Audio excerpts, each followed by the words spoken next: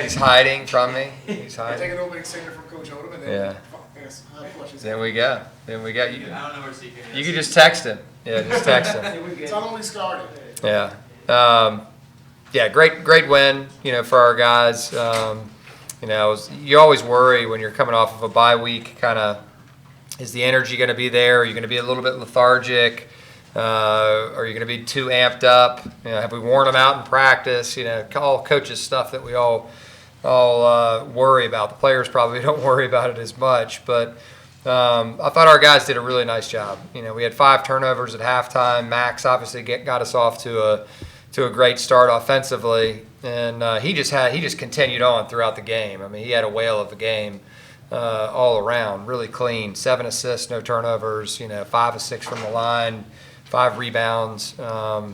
Just a really impactful overall game. And he wasn't alone. Other key contributors, throughout, that did really well for our team. Jack, certainly made shots and made some big plays. Brandon gave us good minutes, in that first half. Joe really got going, after a slow start. I was proud of him to come out of that. Michael, I thought his first stint in there was very good. And then Luke and Firm was excellent in the first half, and Luke obviously was amazing in terms of his rim protection in the game. And I thought it's certainly a big key to the game, that them not having Curry for this game. Obviously it was really impactful for their team. He handles the ball really well for them, gets their pace started, and takes pressure off everybody else. And he can score and he can drive. And so, again, you lose a guy like that impacts your team. And that's 2 games in a row they've had, one guy out at least. I think last game they had 2 out. And so it's definitely an impactful thing. But I thought all in all, our guys, did a really nice job. The first half, Max was unbelievable. He was hitting everything on the sidelines. Do you expect him to hit everything? Were you surprised by his incredible start, 5 for 5 to start the game? I mean, you're never surprised, because he works at his game. He can really shoot. We rebound for him, and we know what kind of shooter he is. And so we want to try to, get him cleaner looks, game in and game out. And some games are easier than others. And the ball found him, tonight, and especially early in the game, and he knocked him home. I know that you preach all the time about, one game at a time. With the bye week, I'm sure, they're maybe on their phones more. Maybe it's all, more talk about the bubble and this and that. Were you worried that this could be a letdown game with Saturday coming up? No, because we talk about it. We talk about the situation and where they're at. And we talk about, gratitude, and feeling blessed to be in the position that we're in right now. There are a lot of other teams that would love to be 21-5 or whatever we are, and have an A10 record like we have so far this season. But there's a lot of games to be played, and by this time we will have played 3 games next Wednesday, and we're down. We've played 1. We've got 2 more to go. These guys have been really good at focusing on what's right in front of them, and so we've got to stay with that until the end of the season. And it's going to get tougher. We've talked a lot about how tough these games are going to be. And we can't have anxiety about pressure or anything like that. Pressure, it's because we're in a good position. And so now is the time to go for it and be there and step up. And certainly other teams in the league, the team that we're getting ready to play, feels the same way. And so, it's every game, regardless in our conference, it counts as 1 game. It's either a win or a loss. And so if we start focusing on 3 games from now, well, that's going to be that's not going to be a good thing, for us, because you get distracted and you start thinking about the prize at the end. Well, you're not going to get it if you don't stay with it and do what you've been doing, all year long, in terms of your preparation, in terms of your work, in terms of your rest, all the things that are so important to a season. How much does just having such an experienced group though help with that? And not just experience, but they're all talented guards. Yeah, there's no question about it. That was even though we have younger guys on the roster and on the team, that do play. Luke's out there a lot. Brandon gets in there. And then you saw Terrence out there in the first half get in and score a basket right away. Even though we do have some younger guys, the veterans, that was a very mature game overall, by our guys. By no means perfect. There's certainly defensively some things that we could do better. Offensively, our rim decisions in the first half weren't great. But they were at times, and that's why we got baskets. We just have to be more consistent, I think is the word that we're all looking for, and we're all aspiring to be, as a consistent team. Coach Jack said before conference play, he had a talk with you about just kind of focusing on playing bigger, doing stuff like that. Yeah. But it feels like ever since that talk, he can't stop missing threes. So do you think almost saying, hey, focus on this, sort of takes pressure off the three and helps him create? Yeah, I just wanted to remind him of how he was helping us win.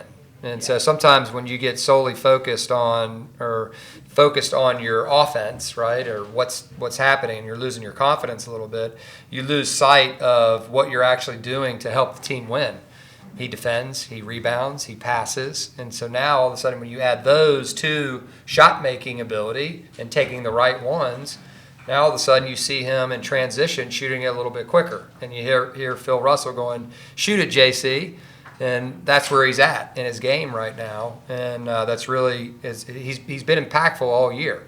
And sometimes you have to remind guys of why they're helping the team win, and it doesn't always have to be scoring. Is that kind of a unique situation for you as a coach because he's new to the team, but he's proven himself as a shooter in the ACC at a high level. He's got it in him. Yeah, no question, and I think he's never been the guy on a team. And even on this team right now, he's an amazing piece, to our team, and an important piece to our team. A starter, plays a lot of minutes. I think he might be second in minutes, maybe to Max, probably. And so a key player, for us. And but when you have older guys that have played a lot of ball in their day, it's certainly helpful. Other than, I think we're second in offensive efficiency in the A10. Other than just hitting shots, particularly threes, is there anything you think that the team is doing that in conference play that has just that offense clicking? Like, why is it working so much better in conference than out of conference? If that makes sense.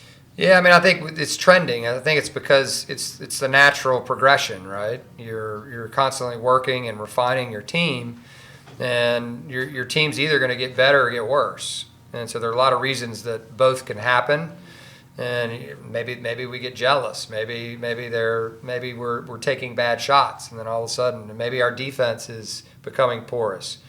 All those things you have to do in practice and take care of in practice. They're vitamins. You have to take stop taking your vitamins, and all of a sudden, you start to get susceptible to sickness. And we try to take our vitamins every day when we go to practice and do the things that we practice.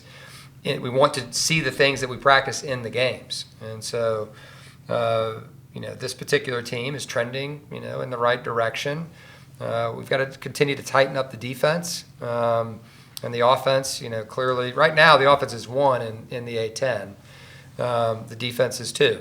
Yeah. And so both are really good. You aspire to be well balanced in both. And the defense is ahead of the offense overall, but the offense is now in the 50s overall in the country. So that's a good number.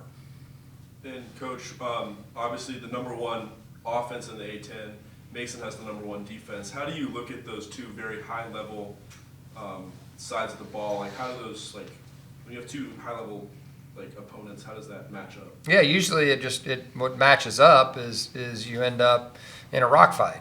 You end up in a really well-balanced game, and who knows how it will go? I'm not sure, but we feel good about our defense too, and so that's got to show up, on Saturday. What is it about being here at the Siegel Center this year? It seems like all of your numbers are substantially greater here as opposed to being on the road. Yeah, I think this team's been pretty good on the road too. It's hard to win on the road, but we've won some tough games, and we had a lot of them early in the conference, and that's not easy. That's not to say that we have an easy stretch, to end the conference, but we do have 4 and 2 home versus away, and we got 1. Now we have 3. But it's naturally you're more comfortable here, at your home. Coming off of a bye week, we told our team the A10 3-10. All right, the teams coming out of the bye week were 3-10. Now it's 4-10. So really proud, most importantly, of what the guys did coming out of the bye week. And real quick, you mentioned about being your road games at conference were more front loaded. You feel you're more battle tested coming down the stretch because you had those battles away from home and. We still have some tough road games. At Richmond, we know is not going to be easy. At Duquesne, who's beaten us, they beat us twice last year, will be a tough game. And so, certainly you want to have more home games. I mean, that's an obvious thing. We want to be in front of our fans and allowing them to cheer us on and help us win. That's a fun thing. Sleep in your own bed, and prep in the BDC. That's a pretty good deal. So, I think the guys are understanding of where they're at right now, but they're not going to get too far ahead.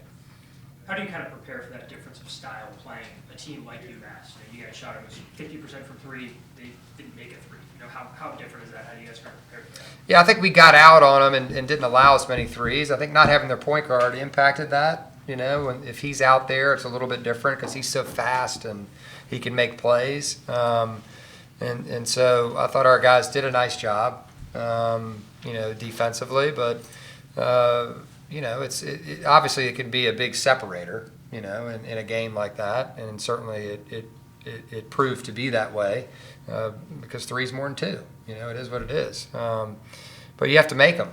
And even if you're wide open, it's not easy to make them. It's just like a free throw, right? And, fortunately today, our guys were able to find one another in positions to where they got some pretty clean looks. Gotcha. Can you kind of touch on the development just of Luke and obviously going out, putting up 7 blocks today?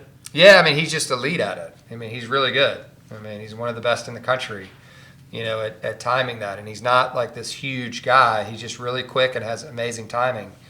And he's got a motor. And there were times out there today where he got tired. And certainly the first segment of the second half, he got a little winded, there. But Luke just keeps getting better and better. And we're just going to have to stay with him. He's got more than he's shown probably offensively so far, and I'm excited for him, to continue to grow. Anything else, Coach? Every time we talk with Joe, he's just so laid back and kind of a jokester. Does that translate to practice? And do you ever have a hard time motivating him if he keeps? No. He's always motivated. I mean, Joe likes to talk and is very like he walked in. He and I were the only ones in the BDC upstairs. I think it was before the shoot around, and he walked in and he always walks over and says hello to everyone. As do all of our guys. They walk in and they literally walk around the room and say hello to everybody in the room, which is rare. It's a thing. It started last year. The guys did it, and it's just a really impressive thing. You could easily just walk in and sit down at the table and get your food and do whatever, but these guys walk in and communicate, with one another. And so he walked in today, and I just happened to be in there, and he goes, "Hey, Coach. This may sound funny, but how are you doing?"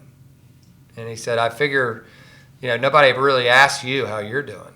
And obviously I said, "I'm doing great. I'm excited for tonight, excited for you guys to be able to play again." But I said, "Yeah, people do ask me. My wife, she asked me how I'm doing, and my boys, and there are others, that ask." But that was a really thoughtful thing, for him to say.